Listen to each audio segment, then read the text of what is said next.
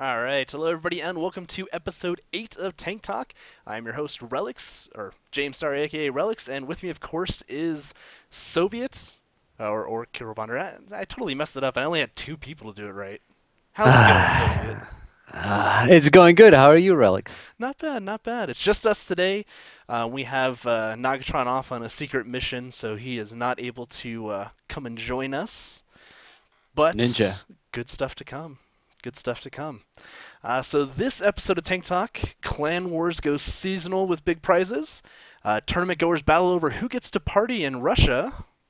Yeah, that's gonna be could be you, Soviet. Could be you. Belarus. And 8.6 OUTs. Lots of new information and lots of stuff we didn't really expect was going to be based on what we'd already seen. So yeah, it should be really interesting. So let's dive right into it. We'll go into our general news first here.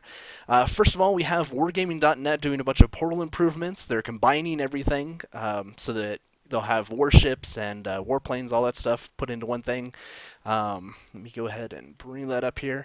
They also have some big improvements to show player stats. You can see the kill-death ratios a little bit nicer. You can see the vehicle types that people play, nations that they mostly stick with. So overall, it looks like pretty good improvements to the overall way the actual website's going to be looking there. Um, I don't know. It'll be interesting to see what other stats they put in there. Hopefully, we'll get pretty detailed. What do you think? And it still shows you as being horrible. Yeah, yeah. Unfortunately, Uh, hopefully it I counts like all it. of your missed shots. Oh, it does, and I'm keeping an eye on it. It's now my homepage, Yeah. and not really. I'm glad that efficiency is not included in that anywhere, at least yet. Earlier screenshots that we saw from the leak tests or whatnot of this interface, we saw some efficiency field. I don't know, Hmm. and that has been removed. I'm glad that's gone at least for now. Yeah. But perhaps we'll see it resurface soon enough, since I think what we saw was a more later development of the test server.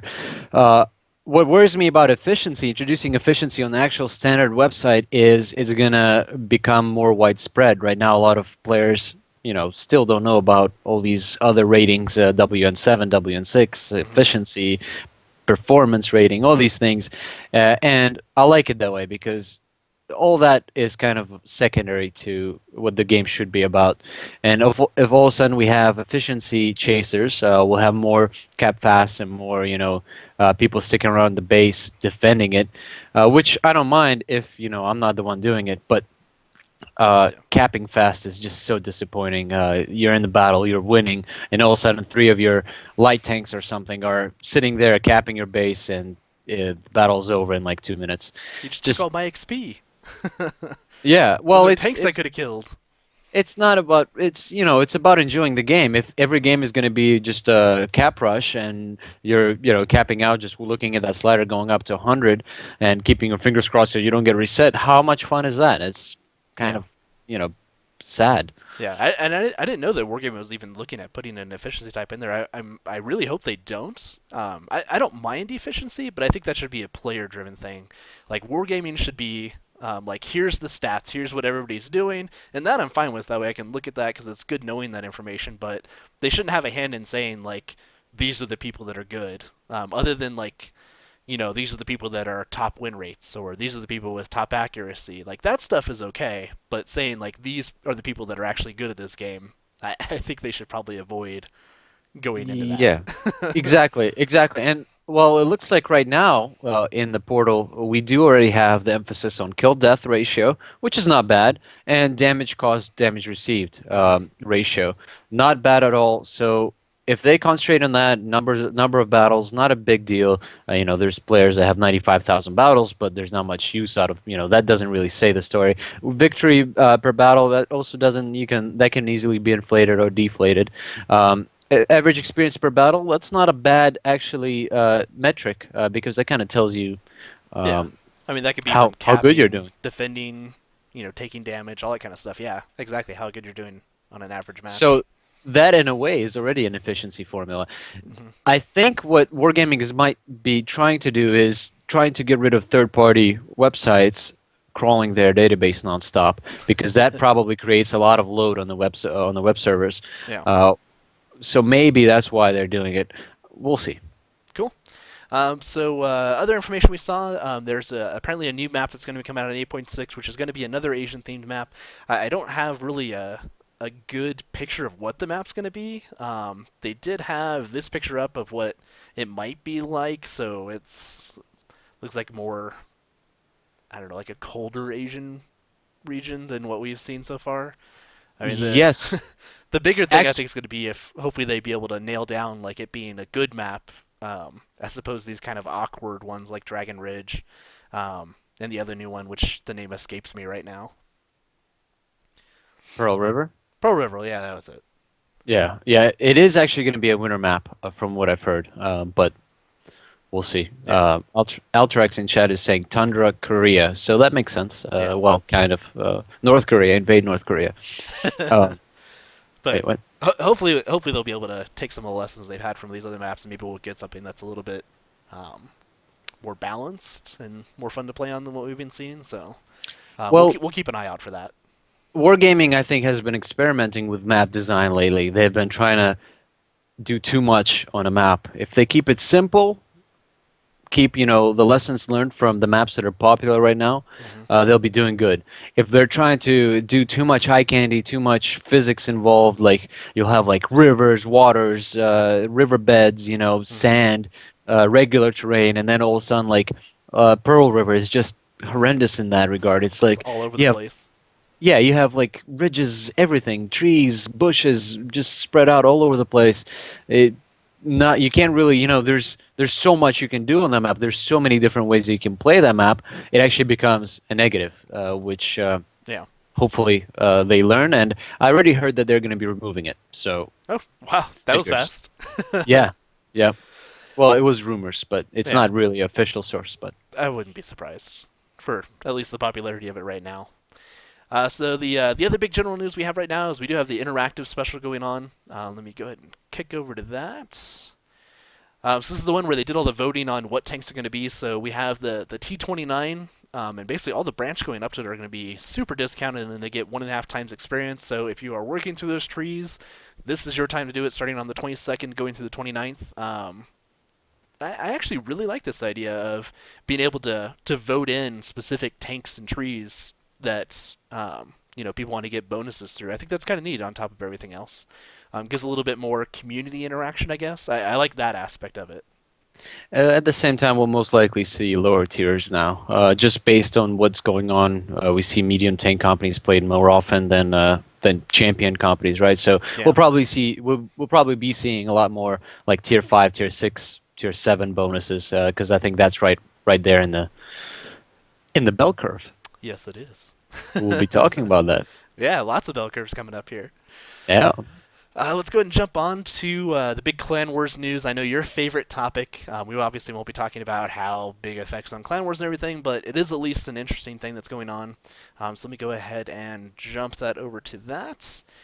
So they're doing a big campaign thing now where it's going to be seasonal um, Clan Wars. So they haven't said. I don't think they've said exactly like if it's every few months, but there's badges you can get. You can see from there, special prizes. The first big one here is the M60, the new Tier 10 medium is going to be, or Tier 10 premium medium is going to be available for prizes. I believe during this first one here. So the first setup they have here is kind of weird. It's like you play all tier ones, and then at the end of it, you count up how many points you've got in current territory held. Uh, it's kind of I don't even know. We're still trying to figure that out. Like they do a point system where if you have like a high value territory, it's 15,000 points. If you have a regular territory, it's 5,000. But if you lose them, you lose the points. So it's like, okay, so you just don't do clan wars until the very last day of the event. You get on and you just take as much territory as you can, so you can try to win the M60. If I It's had not what I really four expected. hands, if I Yeah, had four hands, it would have lots been of a facepalm.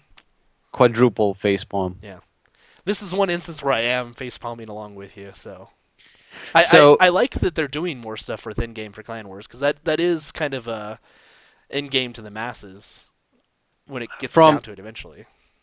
from what I read, basically, Clan Wars is turning into another experiment, and we'll see how that works this time. Yeah, But they calling it land grab or landlords or something like that. landlords.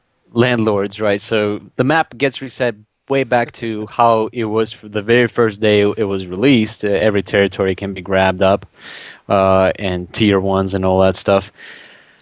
Wow, what a mess that's going to be. 50 clans getting the M60 as a reward. Nice little incentive for clan wars. Nice incentive to participate. Hopefully, it will grab more attention from a larger player base.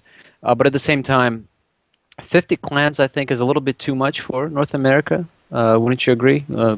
Yeah, I mean, 50 active clans kind of sounds like the clan we're seeing on All People of Who them. Land. Yeah, Yeah, exactly. I it's everybody. yeah.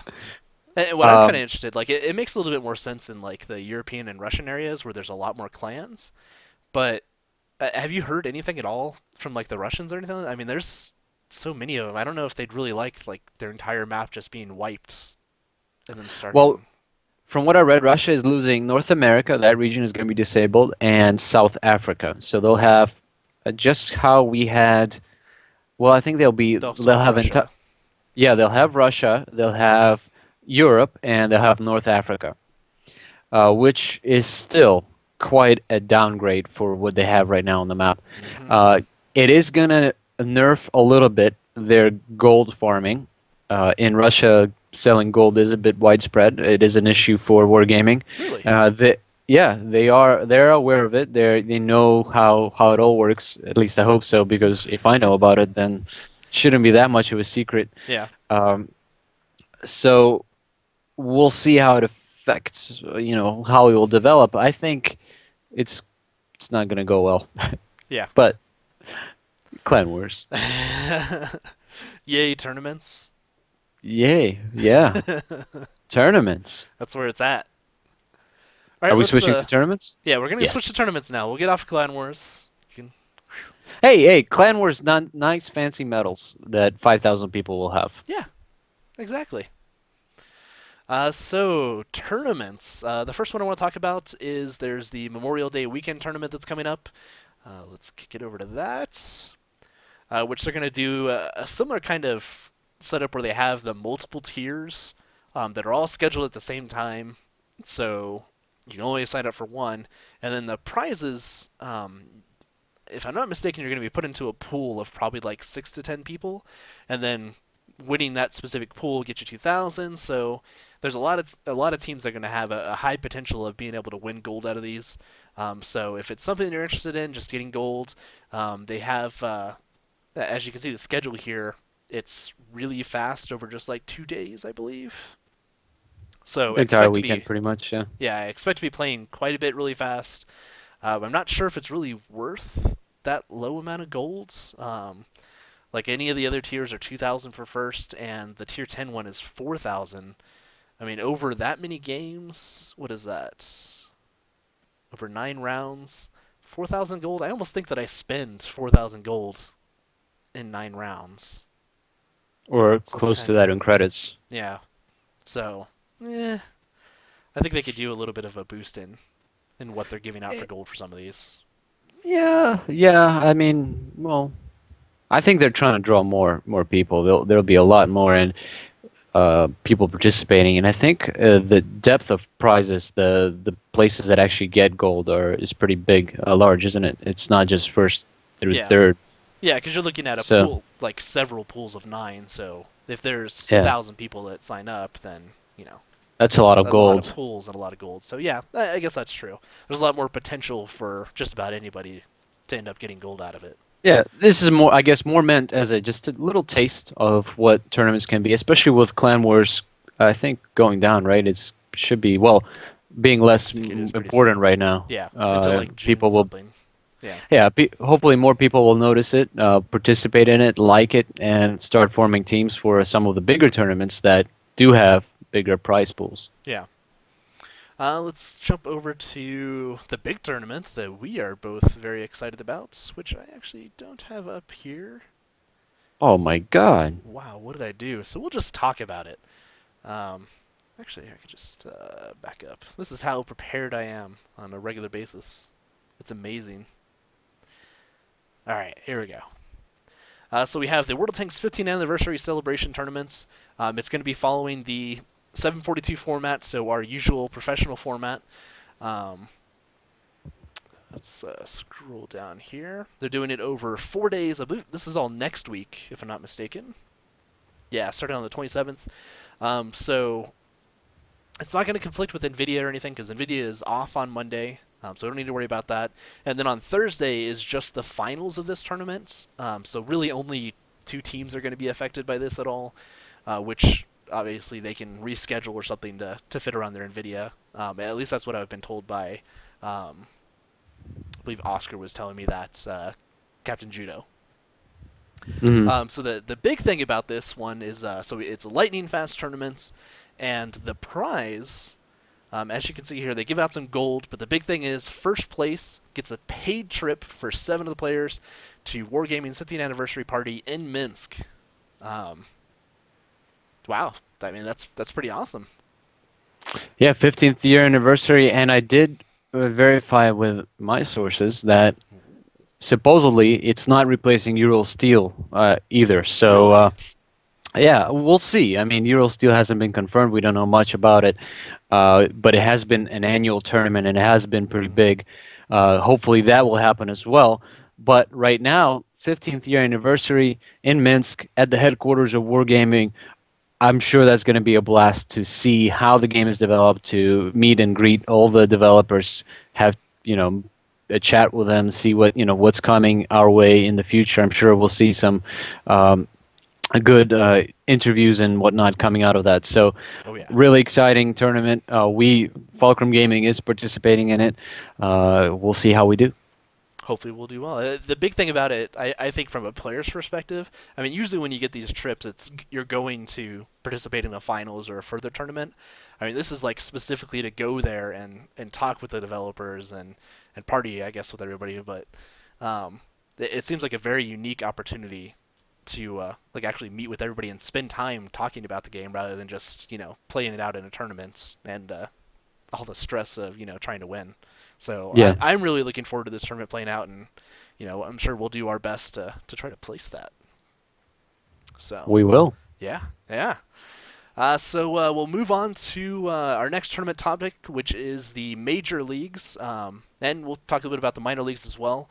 Obviously, all of the pool play has ended now, so we have some of the standings that are set up here. So let's go ahead and take a look at the major leagues first of all.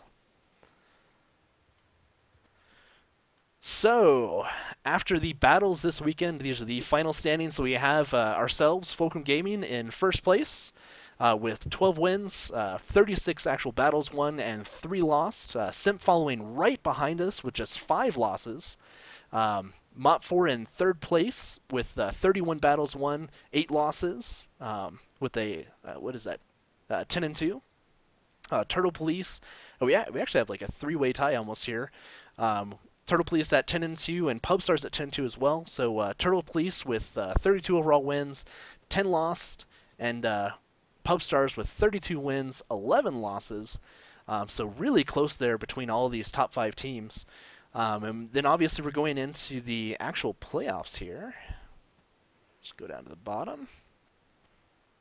Where you can see we have our final playoff brackets where in the first round we're going to face off against Simple Tankers. We have Turtle Police against Pub Stars, Mott 4 against Straight White Bay, and Simp against Wreak Havoc.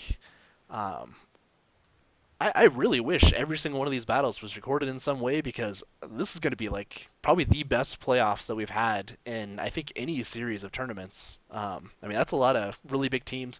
Strike White May, brand new to the scene, really. I think. I mean we've seen them a couple times, but this is looking really good. Yeah, and they have made some noise before in previous tournaments, and now they're with the big boys, so to speak, in the majors.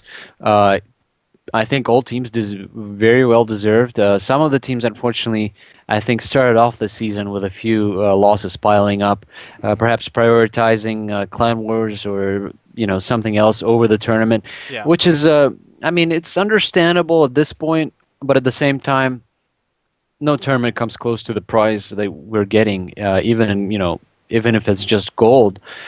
So, major league bracket, very nice matchups there. I'm excited to play. Junior is going to be our first matchup. Simple tankers. Uh, Hopefully, we'll go through to the next round, Yeah. Hopefully. and hopefully everybody who likes us will be, Root for us. rooting for us, cheering Obviously, for us. Junior won't root for us, but hopefully everybody else will. Yeah. We don't need Junior to root for us. He can root for us after, Maybe he will. maybe, or we'll root for Junior after, one way or the other. At the end of the day, I'm glad that the competition is increasing. That North American server is seeing more and more 742 tournaments. We needed it. I feel like we personally, as a team, have gotten into a nice rhythm here. Feel confident going into games now instead of having to worry about, oh my God, I haven't played, this tank, or we haven't played, 7 players in so long because we've been playing 5-man tournaments or 4-man tournaments or just some weird format. Now, it's more, let's get to work. Hmm. Let's get down to business, and I like it. Yeah. Really, really nice. And we've obviously been practicing a lot with several different teams. And I kind of feel like a lot of the other teams are getting on that same page too, which is making the whole esports scene I think feel a lot more real and exciting with World of Tanks. Yeah, More teams being like-minded as us. and we'll see competition levels rise definitely, and that's for the good, for the better of the game. Yeah. Oh yeah, definitely. Let's go ahead and take a look at the minor leagues as well a little bit. Um, we haven't pre-gone through a lot of this, but let's kick it over. All right, so first time looking at this, we have Simplistic at the very top with a 12-0 record. Very nice. Um, Lady of Guadalupe. I'm not sure I've heard of that team, but 11-1 looks like they have Some a. of those names are pretty fun. And we have Midnight Marauders, so that's another Simp team. Not surprised there. Bushti, who we actually fought in New York at WCG, so they're at 11-1. I'd be actually very interested to see how much they've improved since our battles at WCG. Yeah. We have Lucifer, who I have not heard of as well. War and Peace is on there at 10-2. I'm a little surprised. War and Peace. I'd expect them to be a little bit higher than that. What else we got on there? Catfast Nation. I'm wondering. I think theirs is a little bit bigger than ours, isn't it? Yeah, they have more teams than ours in the actual playoffs here. Hmm. So what is that? Top 16? Yeah, yeah, looks like it. So we'll definitely have to follow that. This is obviously gonna. The big thing here is um, the top 8 teams. I'm not sure if it's the top 8 teams that come out of the playoffs or if it's the top 8 teams that scored that end up coming up to our bracket. Do you know? Uh, Do you remember? ooh, yeah, it's a little weird because from what I understand, there's supposed to be a competition as well between the teams that are dropping away from the major league. So the teams that are definitely dropping to the league, the major to the minors, are the bottom two, right? Or Bottom 8. bottom So, eight, but the bottom four are definitely dropping. The top four are supposed to have a chance to fight the bottom four that are qualified for the majors, huh. so they can still knock out, and that's supposed to be between seasons. That's at least how the initial setup meant to be. Of course, a lot of things changed. The league kind of went through a bit of an evolutionary process as it started up. So I'm not sure if they're doing that or if they're just going to plop the eight teams into the majors and that's it.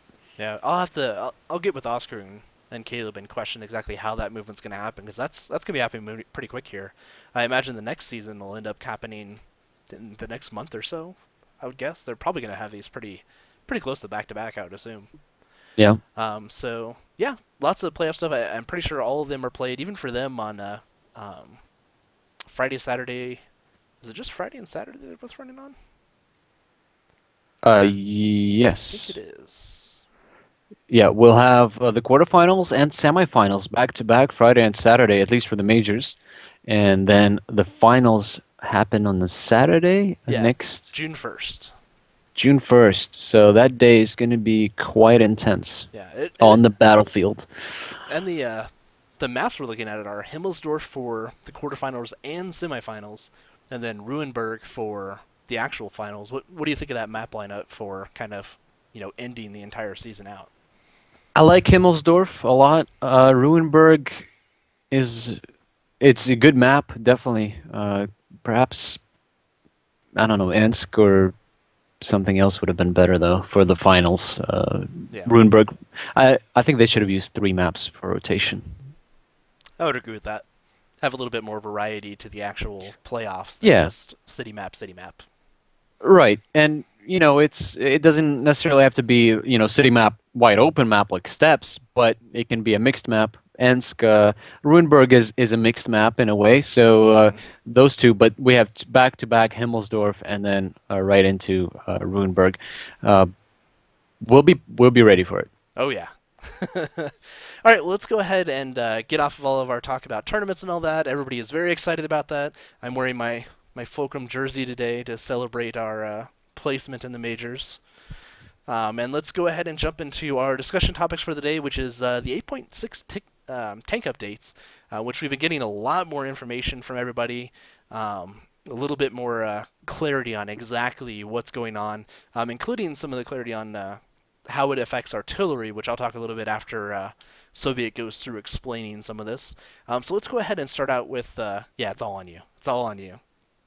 I'm Um, I'm excited. This just might be the best patch that we have seen ever. oh yeah, I think this is going to be pretty big for for not artillery for esports in Everything. general because it's Yeah. it's really hammering down the numbers into something a little bit more consistent.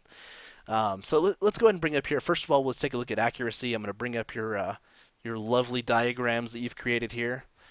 Okay. So what are we looking at here first of all? So you're on the 1.36. Okay, Yep. gotcha. It just took a little bit to update.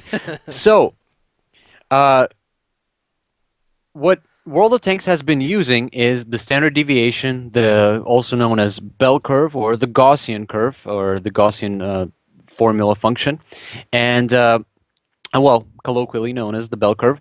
And so far, they have been using what is called 1.3 sigma. They have been limiting the distribution of shots within the dispersion indicator, or what we usually call the reticle, right? The little circle that narrows down as the gun lays.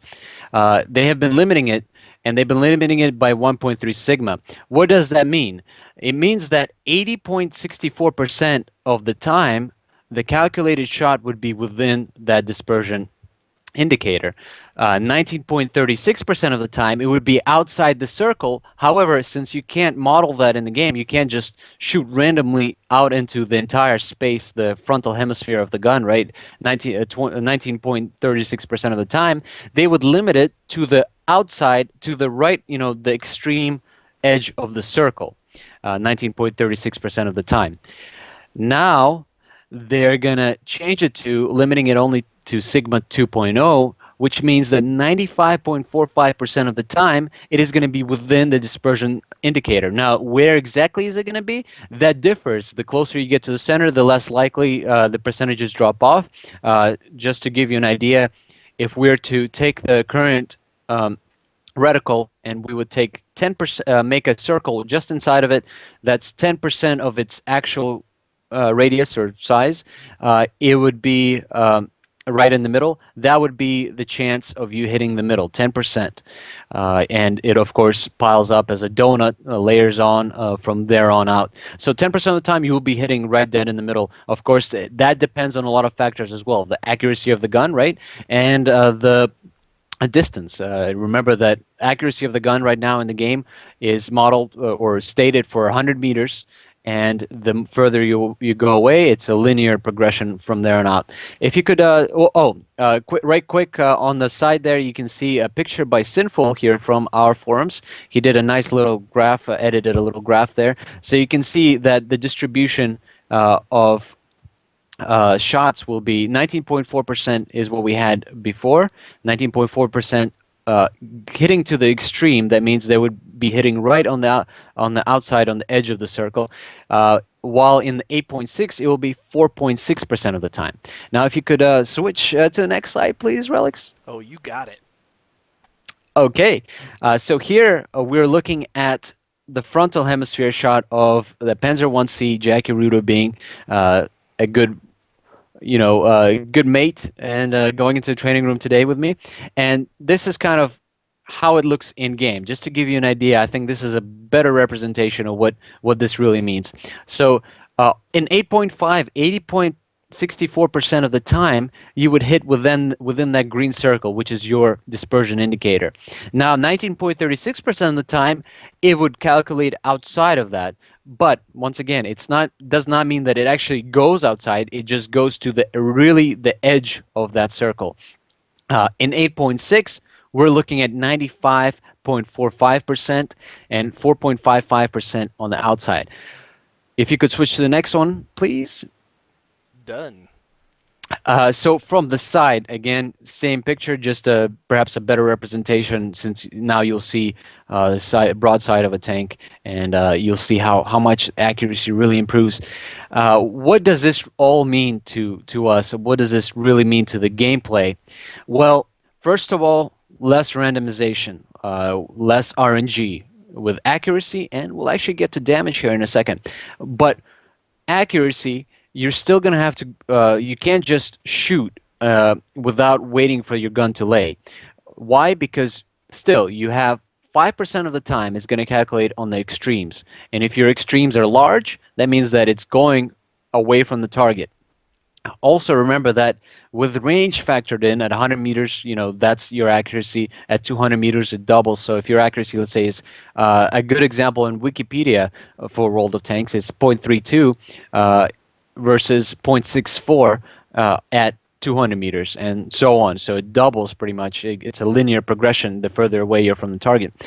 Remember that this is calculating a vector. So you're taking a point from your gun to the point in the circle, and the further it flies, the more it extends on that vector. It's not, where you're looking at, that's where it's going to go. That's definitely not the case. Of course, as well, we have bullet drop and all this other interesting stuff that comes into play.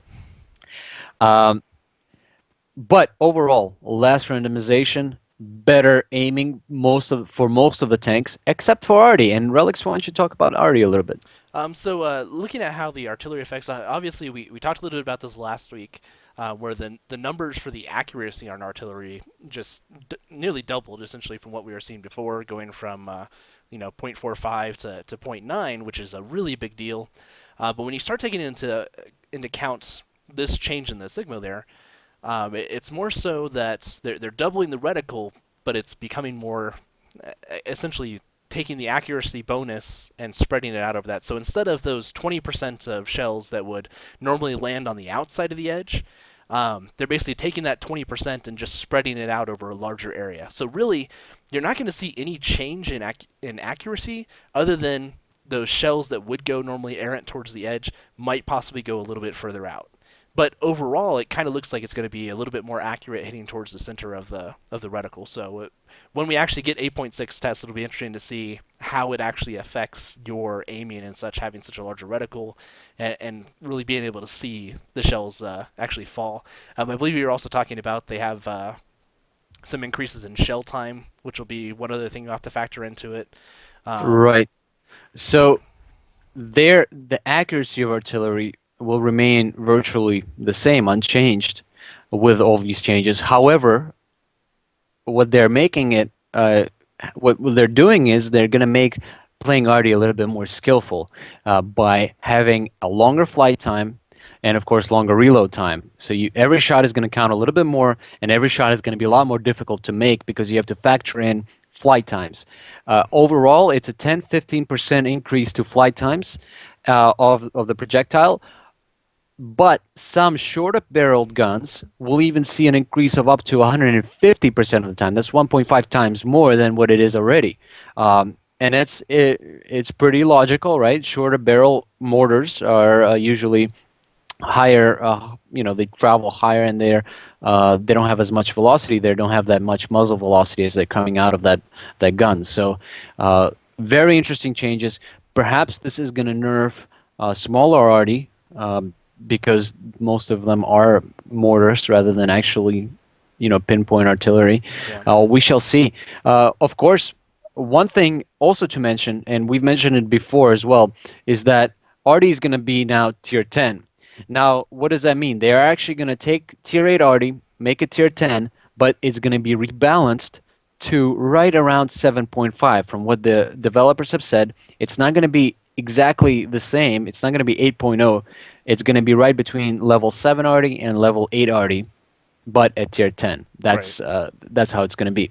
Of course, we have talked about what kind of effect on tournaments it will have. We don't know yet. We'll see. We'll have to test it all.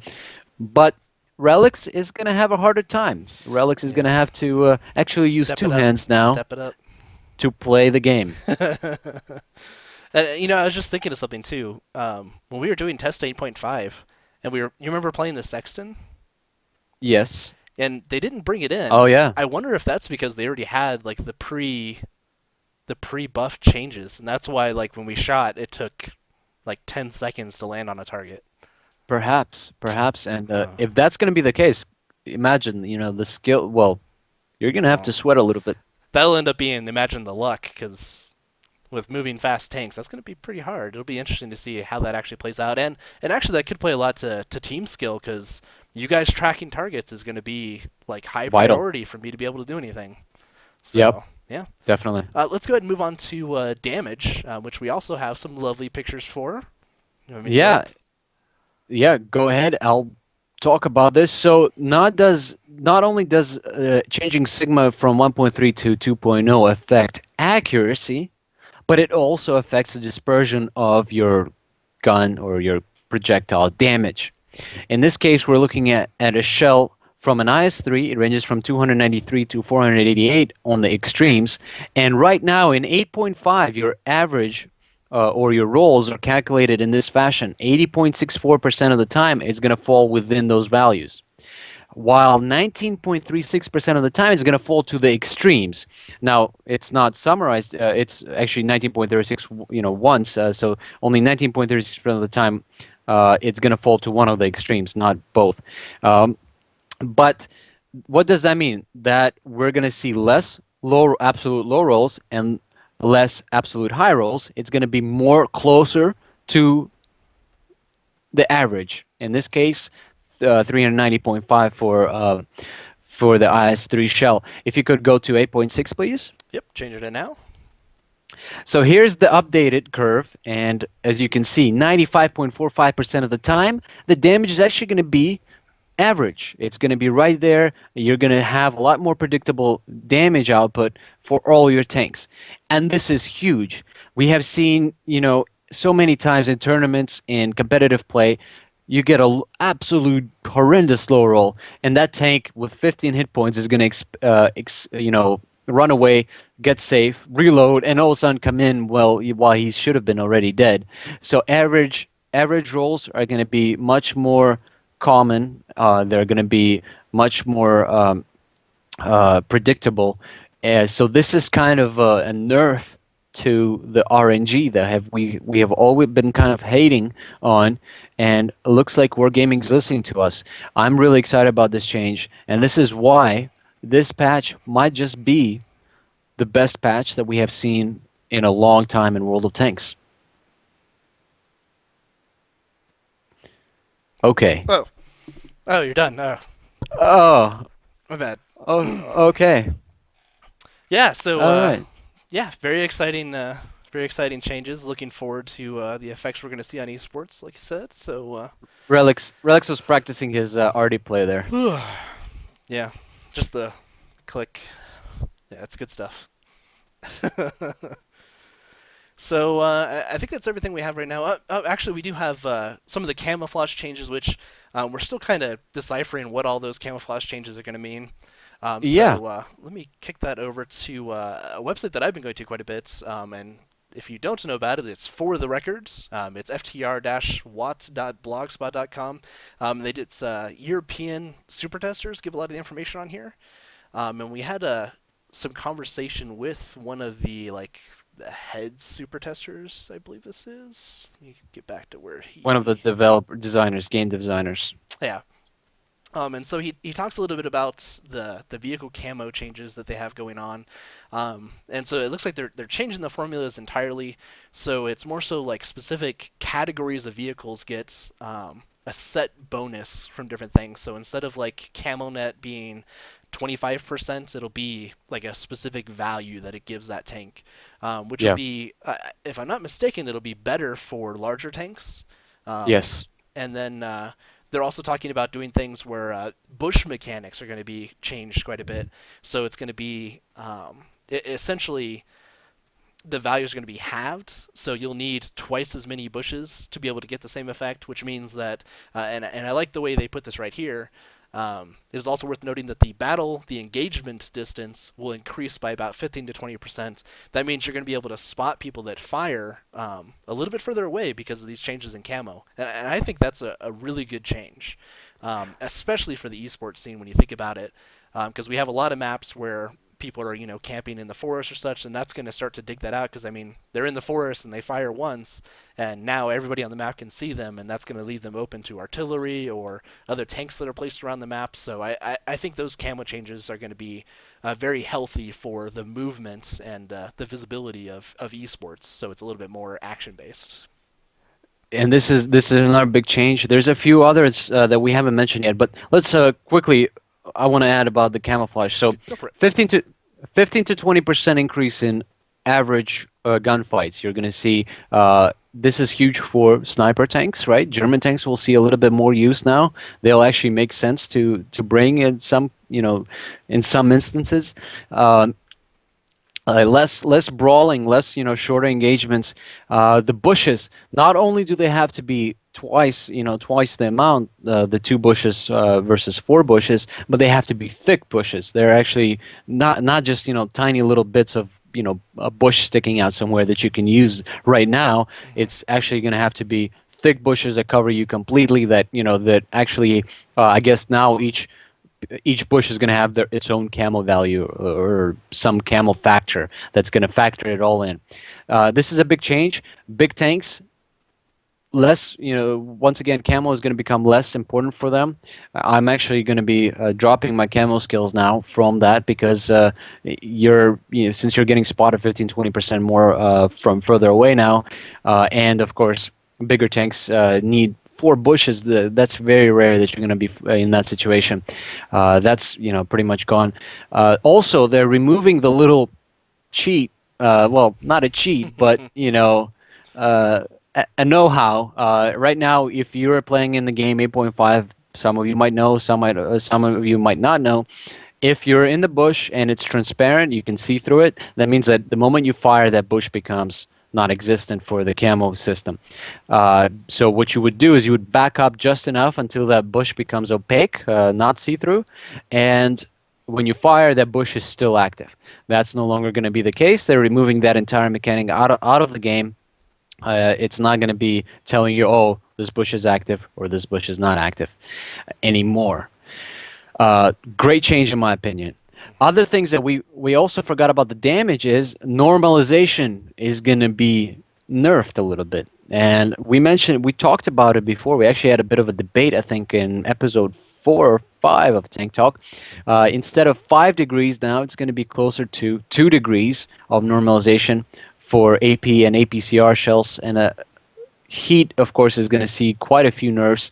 Mm-hmm. That information is a little less direct. We don't have the exact values, but heat is going to be affected a lot more by spaced armor and AP APCR shells. They're still going to be normalized to 2 degrees, and why they're leaving that is because they want to still have If you're getting shot by a projectile or a round that has twice or more the amount of penetration than what your armor value is, it's still going to do damage. So they're leaving that 2% 2% normalization in effect just for those cases. When an E100 shoots a T1 at an extreme angle, it's still most likely going to blow up instead of bounce. Right. Uh, which I think is good. It's better than zero, but it's also way better than 5 degrees. That was just I think a little too much.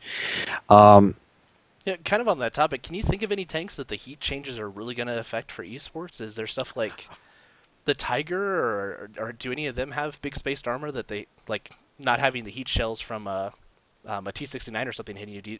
Is there something that'll be pretty effective against them? IS3, IS3 really? IS3 Oh, side armor is has a bit of spaced armor there. Let's see. Well, 69 is going to be nerfed now with the heat rounds anyway, right? yeah. Because well, one thing we forgot to mention is 105 to 122 millimeter caliber, especially, is going to be nerfed, and that means 54, 69, all our favorite, all the favorite M4 Sherman 105, right? I think. Yeah. So all of our, infamous heat spammers are going to be nerfed now. The developers pretty much stated that you had your fun. Now it's back to business, and back to business we go. It's going to be more about playing the game without just The randomly gimmicky clicking it. stuff. Yeah. Yeah. Yeah, definitely. All right. Do you have anything else you want to touch on before we go to Q and Um, A? just quick numbers about SPAL liner changes. Oh They're yeah, I actually did see that. Go Yeah, ahead. they're going to split it up in classes now. 15% is, I think, what we currently have across the board. They're going to split it up into classes for medium tanks. It's going to be 20%, heavier tanks 25, and then they're going to introduce a super heavy class at 30%. I think that's going to be pretty much MAS and E100, which makes sense. The slower tanks will need some more protection since they're going to be most likely um more in the open, Yeah. longer in the open than other tanks. Now, So I 30. don't know if this affects the mechanic right now, but I was reading it too that that doesn't affect any shells that actually penetrate the tank from HE. It's just ones that explode on the outside, which is still a pretty big deal, especially with the accuracy changes. Yes, Um, splash damage. Yeah. yeah. So yeah, it'll be interesting to see how that kind of affects it, and maybe Spall Liner will actually be something that people start putting on, depending on what they're going up against. Yeah, especially in the heavier tanks. I mean, you don't. The mobility is bad already. That the loss of extra Yeah. whatever 300, 400 kilograms is. Yeah. Poor E100 dying to like a tier 3 artillery or something. Yeah. Splash damage. Yeah. Yeah. So yeah, armor. Basically, the game is about to become a lot more exciting, and what some of the things that are going to change there also is the economy of the game is going to be affected. We don't know much about it yet. Not much has been said other than the fact that it is coming. Some changes to the way economy is right now. I guess credit making. Also, in 9.0. There's going to be a huge rework of the camo system altogether. Right now, these are tweaks to an existing system. Hmm. In the future, it's going to be a lot different. One thing I mean, with camo, I'm a little bit disappointed. For those, this is a big change. It's going to affect the gameplay a lot. So spots that we've been using before that we know work will probably no longer work, and this is going to change. Going to make the game a little bit more different, make more, exciting. Yeah. I think it'll make it require you to have a little bit more choice too, whereas you would fire around stuff before from your super safe bushes, you would just hold those shots now to keep visibility. So I think overall, all of the changes between the accuracy and the damage, so that skill becomes even more of a part. Knowing where to hit on a tank and waiting for that opportune moment to take the shot on that specific spot. And then the camo changes and knowing when to fire and when not to fire. Because right now, I mean, if you're in a bunch of bushes, it doesn't matter if you're shooting or not, and you have to Yep. take a little bit more choices, which is going to add more skill, which I think overall is going to be better for the game for everything to come Yep. out. So Look forward to it. And right now we don't have any dates. mhm. I think they were talking about next week at least for the public test server, but Yeah. who knows? Who knows? In the meantime, it's progressing. We're getting a lot more information from the developers from wargaming developers, which is great. And this is why we're had this awesome episode with lots of math and lots of graphs. Hopefully, you guys enjoyed that. I had fun building it like 20 minutes right before the show.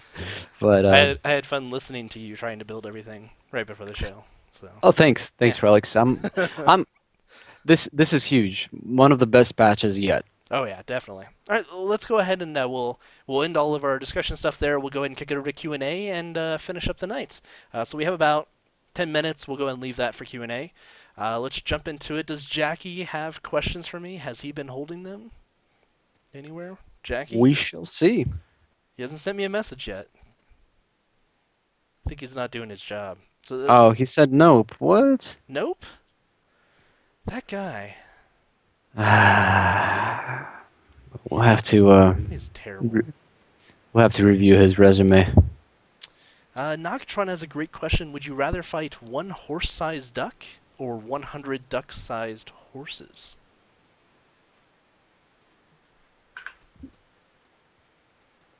Horses. Ducks are versatile, man. They can fly, they can swim. Gee, that's multi-terrain there. Multi. Yeah, but it's just one big flying duck. I mean, horses, they Yeah. have nasty Uh, bites, and they're like all at your ankles and stuff, you know? hey, man. I would take horses still. Let's see what else we got. Are we going to stream after this, do you think? Maybe about 8 o'clock? Perhaps 10 p.m. here. I'll definitely, Maybe get some most likely, food yeah. and, yeah. I We'll be wouldn't down. mind playing some tanks. Definitely don't want to be rusty before tomorrow. Tomorrow we have Nvidia tournament coming up. Round I think 6 is where we are, or 7, 6. I think 6 Something or like that. 5. I don't really know anymore. Nvidia has been progressing, and one update on Nvidia, guys, is if you forfeited 2 games, 2 rounds in a row, you're excluded from the tournament. So teams that have been idling and not showing up will be gone, and that's a great incentive to keep playing for those that are not, that forfeited at least 1 game. So I'm excited that change hopefully will stick around to other tournaments as well. We'll Yeah. see. Squints was asking a question about that. Is the tourney broadcasted? It's not actually broadcasted through at least the pool play, but myself and Nagatron will be doing like replay casting for it on a weekly basis. So as soon as we get to the playoffs, where we'll know we'll have a little bit, we'll have more exciting battles to be able to actually cast. Right now during the pool play, there's a lot of stuff like forfeits and stuff going on for teams that sign up and don't actually play. So it's kind of you're lucky if you find a good game to cast. So we're just skipping that portion, going straight into the playoffs, and we'll drop some links later on with where our casts are, and I believe we're actually going to live stream them on Wargaming's World of Tank Twitch, I believe. So we'll have more information for that at a later time here. Relics is bad. You're worse. I still don't have any messages from anybody as far as questions. So Hey, come on, guys. I guess Ask see what some happens. questions. Any questions? We did a lot of math today, and I know you're probably all falling asleep right now. But I'm sure somebody has a question that they can ask about that. Perhaps. Possibly. Well, we still have like 5 minutes till our hour is up. Tank Talk episode 8 is we're getting close to that number 10. We are. Have you been conversing with our special guests? A little bit. Our special guest is on vacation right now. So Oh, I think actually I'll put a post up probably today or tomorrow. Our special guest is going to be. Should I say who it's going to be? I'm going to make a post about it anyways. yeah, go ahead. So our special guest is You going to have be my General permission. Direction, which will be sometime in June when he gets back from his vacation. Um, and so I'm going to put a post up where you can ask specific questions to him, and I'll give some background of who exactly General Direction is if you do not know, so you know what kind of questions you can ask him. And then we'll have him on an episode, and he'll join us in some discussions, and we will go through a big Q&A with him and ask as much of your stuff as we can. So Okay, some questions here. So, hi Soviet and Relics. Question for you. How many times do you practice with your team, like every day, or question mark? Relics, how often do you uh, practice? Relics doesn't practice at all. you kidding? We usually have, or we try to have at least 2 to 3 practices itself a week with various teams that we're in contact with. And then on top of that, we also have probably 3 to 4 tournaments a week. So we're pretty much playing. I'd almost say we have something going on every day except for maybe 1 or 2. So probably 5 to 7 days a week, depending on how busy it is. Next week, for example, we're going to be playing every single day, from the sounds of it right now. I I personally try to, well, practice for me even playing the game is that's practice to me as well. So Yeah. I try to play the game as much as possible whenever we have free time, even if it means just 1 or 2 battles, just to get into the feel of it. Because if you skip one day and all of a sudden you go into a tournament game, you might be just a little bit off with your timing, and all of a sudden you're missing shots left, right, and that's going to cost your team a lot. So yeah, you guys can see that whenever we are free and whenever we have some time, we're platooning, streaming it, and of course, while we're streaming it, we are definitely getting the practice of playing the game in. Um, Besides all the serious practices of scrimmages that we do have. Yeah. Other question we have there, Fuzzy. Yes, there is something on the back of our jerseys. Hopefully you can see Oh that. god. So it's got relics. So Soviet has his. It says Soviet. We have all of our team stuff. This is what we wore to IPL, because we wanted to have actual jerseys for it. So we went ahead and I think Soviet did an amazing job designing everything and putting it together. So Of course. good job, Soviets. Good job I'm on sure it comes on as something no for once. surprise. Oh. Soviet, will the Leo 1 see greater CWs with the new camo mechanics in 8.6, or will it hurt it even worse? Randy, I think it will actually hurt it a little bit because it's a bigger tank in profile. Don't you think, Relics? I mean, it's going to be hard to hide that thing and snipe with it. I mean, it's still a great sniper, but I would still take the T62A. Yeah, and the big thing with the camo changes is they're doing it by class, not by tank. So it's a medium, so it's going to get specific values, which means that its actual relative size is going to be more so whether or not you can find a bush that you can actually stick it in. So it Right. could actually be it'll be a bonus if you can find bushes you can actually stick that thing behind, and a negative when you realize that there's probably no bushes that are that be able to stick it behind. At the same time, I'm a little biased against the Leo one, so perhaps. You're a German hater, I get it. Not really, just those tanks, man. Let's see what else we got. Whose general direction, says Ciliaris? General direction, way back in the This is a day, was like the head of. I think right now he's the head of community. So people like Cat Stalker and Gaia and all them, I believe they all fall under him. So he's kind of like the head honcho around all that. And before that, way back in the day when we first started tournaments and when tournaments first started showing up, he was the one that was running all of that too. So he's been around for a long time. He's a really cool guy. So it'll be really good to have him on. There's a question there from Old Mango 64. What are your opinions on grinding stock tanks? We actually talked about it at some point before, I think episode 5 or so, or 4, quite early in our Tank Talk series. It's definitely tough to grind stock tanks, and if you can at any point spend some free experience to bump up those modules to near full, that'll be that will help a lot because very few tanks at stock level play good because they're forced into higher tiers. You'll find yourself more likely than not at the bottom of the matchmaker, and if you're not, or even if you find yourself at the top, you're not going to be able to actually utilize or take advantage of your top position in the matchmaker. Yeah, you might as well be a couple positions down. Yeah. Another question here: do you guys ever see TDs being viable in tournaments? Funny thing, we actually started talking about that a couple days ago when we were talking about the artillery nerfs and how we might not be bringing artillery anymore. And that kind of opens up the idea of, I mean, the big thing with tank destroyers is if there's artillery on the map, I mean, what are they going to do? They can't really run anywhere. They can't turn very fast. They can't turn their turrets to defend themselves against anything. So there was like no point in them. But we considered it in some ideas on like, Lakeville.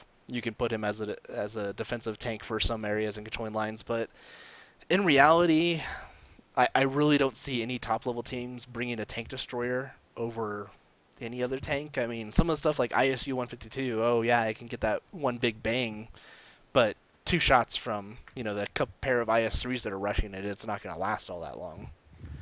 So, what do you think, Soviet? Are you going to see TDs? Do you think we're going to see more TDs? I liked her little fantasy speech. My fantasy Never have speech. it. If it ever happens, yeah, I don't think it's a good idea. Yeah, I can't really think of any that are spectacular. I mean, if we ended up doing like tier 4, tier 5 tank, I guess some of the American TDs could be interesting, but I don't even see a situation where we would even do that. Yeah. Uh, Valero says favorite type of tank: light, heavy, or medium. For me, it's the medium, but unfortunately, I mean, mediums are not played as often in tournaments, so it is a heavy, and in that case, IS-3 kind of comes close to being a heavy medium tank. It has the mobility and the dynamic gameplay that a medium kind of showcases. So, heavy tank right now. For relics, it's the little brown things. Little brown things. I'm not even sure what that is. Artillery is actually not my favorite type of tank to play usually. I mean, it's what I'm specialized in for the tournament team, but I actually, heavy tanks were always my favorite. Kind of moving into medium tanks are becoming my favorite. It kind of feels like, at least in standard play, the better you get at the game, the better mediums get. Because there's a little bit more finesse to, I think, playing a medium tank than it is to playing a heavy. Click, click.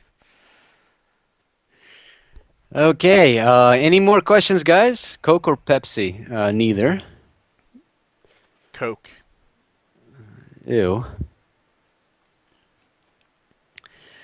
Rat poison? Coke, Pepsi, or rat poison should be the question. Delicious. Uh, yeah, okay.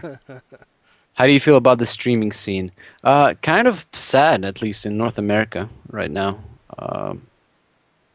Sad overall as well. The numbers should be a lot higher. Russia is seeing a lot more interest, and I mean, it makes sense. The game is most popular in Russian region, and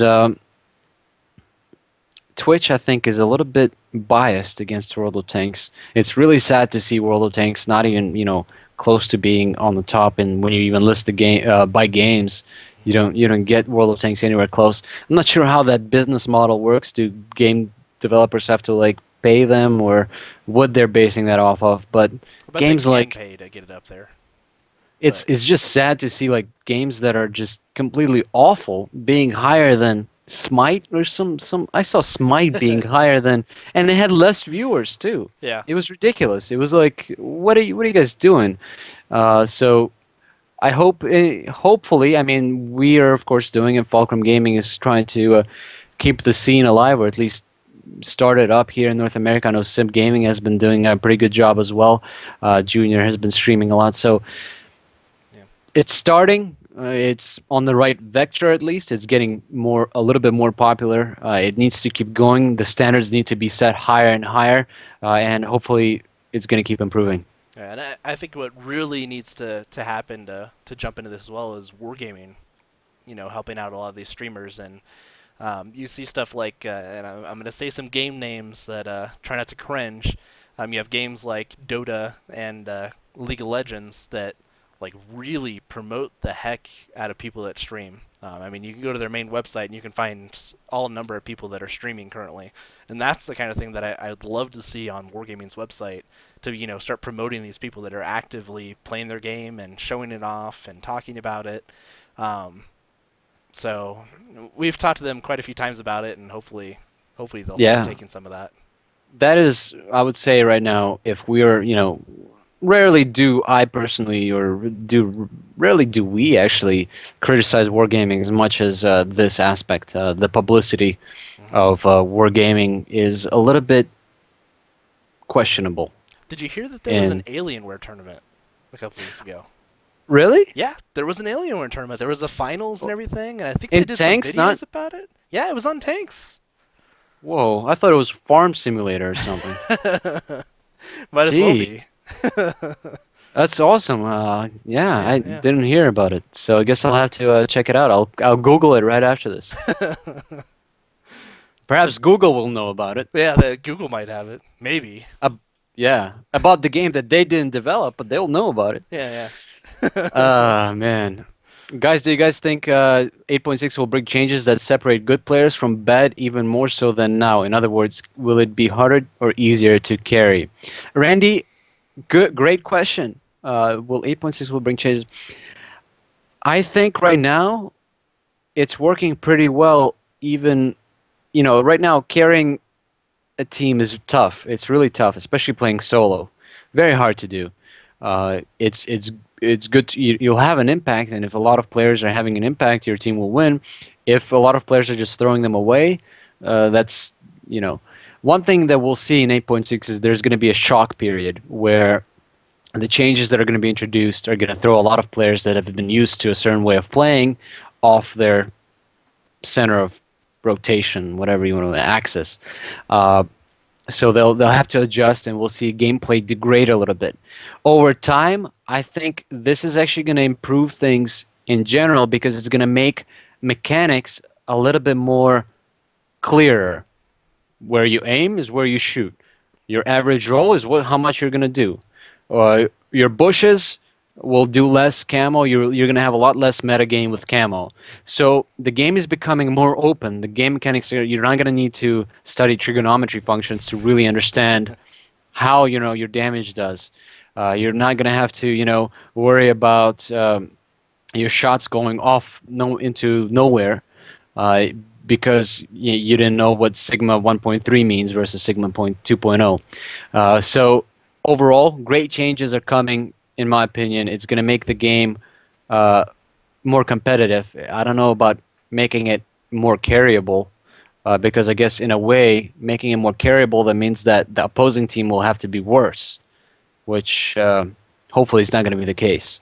So yeah. I think It's not making it more easier. It's making it less random, which isn't more balanced necessarily and making more it easy. understandable. It's yeah. So cool. Well, we have gone 10 minutes past what we were gonna say. Maybe we should hold any other questions. Do you wanna Oh, you wanna do one more? one You more. get one more, and then we're closing it One out. more. Now it's me trying to shut down instead of you guys Give messaging me. give them a couple more minutes to type out whoever. I see we have like two questions right now, but maybe Okay. there'll be a better one. And okay, that's a bad one. Oh God. Fuzzy's trying to get my dimensions for my coffin later. I Okay. know where he's going with that. All right. So let's do Celia Harris's question. Um, Hardcover is going to be crucial. Do you think it will increase the camping? I don't think so, because with higher visibility ranges, you're going to be able to identify where the people are camping, and you're going to be able to flank them easier than now. Right now, you're going up against a corner. You have no idea up until a certain point. If the camo system is going to be reworked to a point where they're going to be lighting 15 to 20% earlier than usual, all of a sudden you're going to have a lot more options. You're going to have a lot more time to perhaps get cover yourself and then flank around. So of course, there's going to be a balance. Of course, there's going to be a period of adjustment that we're going to see in the game. And Artie is most likely going to be killed a lot more now, which is Hmm. great. Yeah, Really already great. positioning is going to be extremely key. Um, then you probably want to start looking for more hardcover to be able to hide behind whenever you take a shot if there's anybody close. So yeah, definitely going to be a. It's going to be a harder time for artillery overall. Just a follow-up question because it's really good. Alterax is asking. Apparently, the devs are trying to think of ways to increase draw range. Great. Woohoo! Great because draw range is a bit of an awkward thing. You can see the tank, but you cannot see the tank. What? Hmm. So we Nagatron has mentioned it numerous times, and we're all I think are in agreement here that draw range needs to be pretty much limited by the map size, Yeah, not by anything else. Your ability to shoot that tank should be limited to the accuracy of your gun, not by the limitation of a game mechanic like that. Or not a game mechanic, a game flaw, I guess you can call it. Yeah, the engine Yeah. limitation, I guess. There you go. Yeah. So, Okay, you done? I'm. I think this was an awesome episode. This was an Episode, amazing episode. It was good. yeah, Lots of good yeah. We information. we did good. We We killed did it. good, We even don't need though that Nagatron guy. that Negatron guy, yeah, came in, kind of stirred things up in chat. I saw it. I Yeah. saw it, Yeah. and then just left. Yeah. Yeah, That guy's cramping our style, I'm telling you.